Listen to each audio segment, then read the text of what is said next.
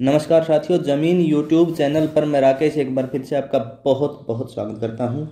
बिजाई के समय किसान के समक्ष एक दुविधा होती है कि बीजों का चयन जो होता है वो किस प्रकार से करें, क्योंकि बहुत सारे बीज ऐसे होते हैं जो लगभग जिनकी परफॉर्मेंस एक समान होती है, तो किसान को उनमें से एक चुनने में काफ़ी समस्या आती है। और अगर आप कपास की खेती करते हैं तो निश्चित ही आपके सामने फिलहाल यह समस्या होगी कि कपास की कौन सी किस्म की बिजाई करें ताकि फसल अच्छी मिल सके।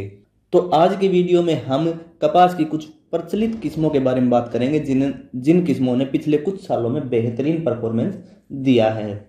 लेकिन यहाँ पहले मैं आपको ये बता दूं कि किस्म चुनने से पहले जो अपने क्षेत्र की हिस्ट्री अवश्य देख ले कि आपके क्षेत्र में पिछले कुछ समय से कौन कौन सी किस्में काफ़ी अच्छा परफॉर्म कर रही हैं, क्योंकि वीडियो के आधार पर अगर आप वैरायटी का चयन करते हैं तो उसमें आपको कई बार दिक्कत का सामना करना पड़ सकता है।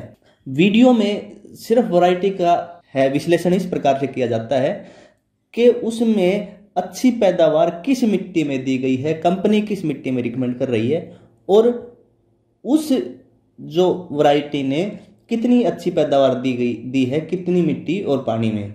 लेकिन कई बार क्या होता है कि हमारे क्षेत्र की मिट्टी काफ़ी अच्छी दिखाई देती है लेकिन उसमें उतनी जो है न्यूट्रिएंट्स नहीं होते, उसमें उतनी पैदावार नहीं होती, या वहाँ पानी और मिट्टी का तालमेल सही नहीं मिल पाता, और जो अच्छी मिट्टी की किस्में हैं वो कम परफॉर्मेंस देती हैं या हल्की मिट्टी की किस्में वहाँ अच्छी परफॉर्मेंस दे जाती हैं। कई बार हमें मिट्टी जो है हल्की दिखाई देती है लेकिन उसमें जो है उसमें न्यूट्रिएंट्स, उसकी फर्टिलिटी काफ़ी अच्छी होती है, उसमें कार्बनिक पदार्थ काफ़ी अच्छी मात्रा में होते हैं और वहाँ हम भारी मिट्टी की जो फसलें बोते हैं वो भी काफ़ी अच्छा परफॉर्म कर जाती हैं। तो जो आपके क्षेत्र में जो प्रचलित किस्में हैं उन किस्मों ने कहीं ना कहीं किसी प्रकार से किन्हीं कंडीशंस में अच्छी परफॉर्मेंस दी है, इसीलिए वो प्रचलन में है।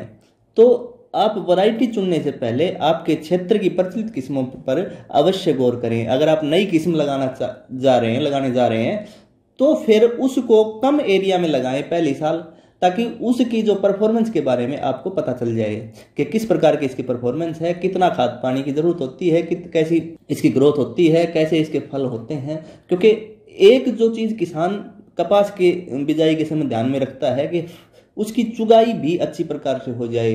बाकी सब जो फसलों के अलावा यहाँ जो चुगने की जो समस्या आती है वो भी ध्यान में रखी जाती है। तो अगर आपने कोई ऐसी फसल बो दी जिसके टिंडे बहुत छोटे हों तो चुगाई करने में उसको बहुत दिक्कत आती है। इसके अलावा मैं यहाँ आपको थोड़ा सा बताना चाहूँगा कि जो कपास की जब हम बिजाई करते हैं उसको बिजाई के समय जो मेजर पोषक तत्व हैं उनकी जरूरत होती है। तो बिजाई के समय मेजर पोषक तत्व प्रयोग किए जाते हैं जिसमें जैसे नाइट्रोजन है, फास्फोरस है, सल्फर है या पोटाश है। पोटाश तो विशेषकर पोटाश की महत्ता समझें, पोटाश की बहुत ज़्यादा जरूरत होती है। और जब फाल गुड्डी आती है तो उस समय जो माइक्रो न्यूट्रिएंट्स हैं, माइक्रो पोषक तत्व हैं, जो सूक्ष्म पोषक तत्व हैं उनकी जरूरत होती है, जिनको हम फोलियर स्प्रे के रूप में यूज करते हैं, जिनमें हमारा जिंक हो गया, कोबाल्ट है, जैसे बोरोन है, ये इस प्रकार के पोषक तत्वों की जरूरत होती है। कपास की बिजाई के समय पोषक तत्व प्रबंधन पर भी विशेष ध्यान देना होगा कि आपको कौन सी खाद डालनी है और किस किस प्रकार से पोषक तत्व देने हैं आपकी ज़मीन के हिसाब से।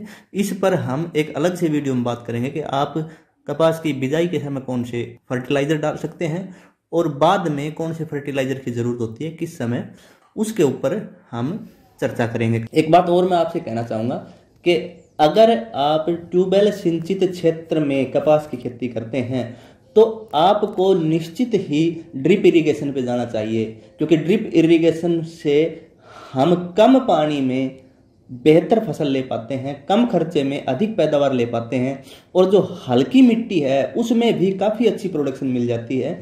ड्रिप इरिगेशन के कुछ फायदे हैं। तो पानी तो हमें निश्चित ही बचाने की कोशिश करनी है, क्योंकि जल है तो कल है। तो अगर आपका क्षेत्र जो है ट्यूबवेल के सिंचित क्षेत्र है तो निश्चय ही आप ड्रिप इरिगेशन की कोशिश करें। पहले साल कुछ थोड़े क्षेत्र में कर लें, धीरे धीरे अगर आपको अच्छा लगता है तो क्षेत्र को बढ़ाते जाएं। मैं पिछले काफ़ी सालों से ड्रिप पर खेती कर रहा हूँ और मेरी यहाँ हल्की मिट्टी होने के बावजूद भी मुझे काफ़ी अच्छी पैदावार मिलती है। इस बात का ध्यान रखें कि अगर आप खासकर ट्यूबवेल सिंचित क्षेत्र में हैं तो ड्रिप इरिगेशन का जो है विशेषकर प्रयोग करें। अब बात कर लेते हैं किस्मों की। तो सबसे पहले मैं काफ़ी प्रचलित किस्म जो है राशि किस्मों के बारे में बात करूंगा। सबसे पहले बात करते हैं राशि 776। राशि 776 जो है काफ़ी अच्छी किस्म है, लेकिन ये भारी और मध्यम मिट्टी में इसकी बिजाई की जा सकती है। इसके लिए पानी पर्याप्त और मीठा होना चाहिए और अगेती व मध्यम बिजाई के लिए ये काफ़ी उपयुक्त फसल है और काफ़ी अच्छी पैदावार इसने पिछले काफ़ी समय से दे रही है। उसके बाद बात करें जो हल्की मिट्टी की जो किस्में हैं जिनमें राशि 602 और 650 है, ये हल्की ज़मीन में और कम पानी में भी अच्छी पैदावार दे सकती हैं, लेकिन इनकी बिजाई आपको अगेती या मध्यम समय में करनी होगी। पछेती बिजाई के लिए ये उपयुक्त नहीं है। तो हल्की मिट्टी अगर आपकी है और आपके पास पानी भी पर्याप्त मात्रा में नहीं है तो आप निश्चित ही राशि 602 या राशि 650 का प्रयोग कर सकते हैं। इसके बाद एक किस्म है राशि की 773 जो भारी जमीन के लिए उपयुक्त है। भारी जमीन से मेरा मतलब है काली जो जलोढ़ मिट्टी है, जो प्लेन मिट्टी है, उस मिट्टी में इस वैरायटी की बिजाई करनी चाहिए क्योंकि इस वैरायटी को ज़्यादा खुराक की ज़रूरत होती है। अगर आप हल्की ज़मीन में इसकी बिजाई कर देंगे तो कई बार क्या होता है कि पौधा ग्रो तो अच्छी प्रकार से कर जाता है, लेकिन उसके जो फल हैं वो नहीं रुक पाते, फाल गुड्डी गिर जाती हैं। तो राशि 773 भारी ज़मीन के लिए एक अच्छी वैरायटी है। उसके बाद बायर की जो दो वैरायटी हैं, बायर की 7172 और 7272, ये भारी और मध्यम ज़मीन के लिए उपयुक्त हैं। बायर की जो 7272 है ये ज़्यादा भारी और जहाँ ज़्यादा पानी है वहाँ काफ़ी अच्छी पैदावार पिछले कुछ समय से दे रही है। उसके बाद एक अंकुर की वैरायटी है 555, अंकुर 555। ये सभी प्रकार की मिट्टी के लिए उपयुक्त है, लेकिन इसको पानी की अधिक ज़रूरत होती है। इसका पौधा लंबा होता है और 2-3 फुटान होते हैं, लंबाई में ज़्यादा जाता है, चौड़ाई में कुछ कम फैलता है। रस चूसक कीटों के प्रति काफ़ी सहनशील होती है और अच्छा उत्पादन दे देती है।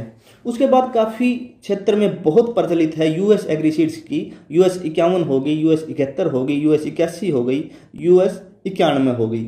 ये काफ़ी प्रचलित में है और काफ़ी अच्छा पैदावार पिछले कुछ समय से दे रही है। और US एग्रीसीड्स के बीजों की एक जो खास बात यह है कि इनका जो टिंडा होता है, जो बोल होती है, वो काफ़ी मोटी होती है और चुगाई करने में भी काफ़ी आसानी होती है। और कई बार जब हम मजदूरों से चुगवाते हैं तो जो US की वैरायटीज़ का जो चुगाई का रेट है वो कई बार हमें थोड़ा सस्ता भी मिल जाता है, मजदूरी सस्ती लगती है। तो US की बात करें तो US 51 और 91 मध्यम और हल्की मिट्टी के लिए उपयुक्त हैं और US 71 और 81 भारी मिट्टी के लिए उपयुक्त हैं। और US की वैरायटी जो 51 और खासकर 51 की मैं बात करूंगा तो ये आप अगेती भी लगा सकते हैं, मध्यम समय में लगा सकते हैं और पछेती भी लगाई जा सकती है और ये जल्दी पककर तैयार हो जाती है और खेत को समय पर खाली कर देती हैं। लेकिन US की वैरायटीज़ के लिए आपको पानी की अधिक आवश्यकता होती है और इनको एक विशेष देखभाल की जरूरत होती है। अगली जो हमारी वैरायटी है वो नेजेविडू सीड्स की है, सिमसिम। ये भी काफ़ी अच्छी वैरायटी है, काफ़ी अच्छा पैदावार पिछले कुछ समय से दे रही है और मध्यम और हल्की मिट्टी के लिए समय पर अगर हम बिजाई करते हैं तो काफ़ी अच्छी इसमें उत्पादन मिल जाती है। इसके बाद श्रीराम की जैसे काफ़ी प्रचलित वैरायटीज हुई है, श्रीराम की 6488 है, 6488 सुपर है, 6588 है। ये लगभग तीनों ही एक ही वैरायटी हैं और मध्यम और हल्की मिट्टी के लिए उपयुक्त हैं और इनकी भी आपको समय पर बिजाई करनी होगी, पानी की पर्याप्त मात्रा इनके लिए आपको रखनी होगी। तो ये कुछ वैरायटीज़ हैं, मेरे ख्याल से 10, 12, 15 वैरायटी मैंने कवर की हैं।